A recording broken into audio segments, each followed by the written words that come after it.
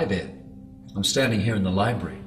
Lots of books in this library, but not nearly as many books as in some other libraries. But here, many subjects are addressed. But as I think through my life and some of the lessons God's been teaching me, I think of what the Bible said. It said if everything were written about Jesus and his life, the world couldn't even contain the books.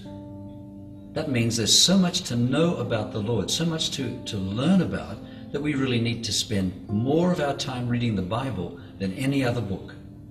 In fact, one of my friends said to me when I left one country and came to another, he said to me, in answer to my question, what counsel would you give me? He said, don't neglect the disciplines, even when you're surrounded by the boxes. He meant by that, don't neglect to spend time with God. Don't neglect to read his word, even when you haven't gotten yourself settled in yet. You haven't unpacked the boxes, you haven't put your books in the shelves, the house is still in a mess. Don't neglect to spend that time with God, and particularly to read his word. Because in his word, we're going to find the answers to the key questions of life. What happens when you get thrown this curveball from left field and you don't know what's going to happen in your life? You've lost a loved one, maybe a grandparent, maybe a sibling, and you're asking God, how do I deal with this?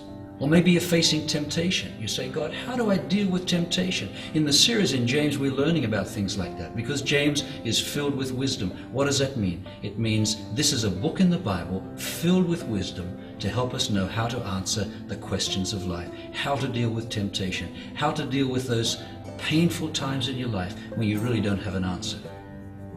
Here's what you can do. You can get a reading plan, and with the reading plan, it will help you every single day of your life to open up the scriptures and begin to read. Take the Bible, open it up, and read it from the first pages of Genesis through to the maps in the back. And when you finish, go back and start again. And do it again, and do it again. And over the years, you will grow to understand not just what's written in the Word of God. You'll come to grow to understand and to love and to know God himself more and more.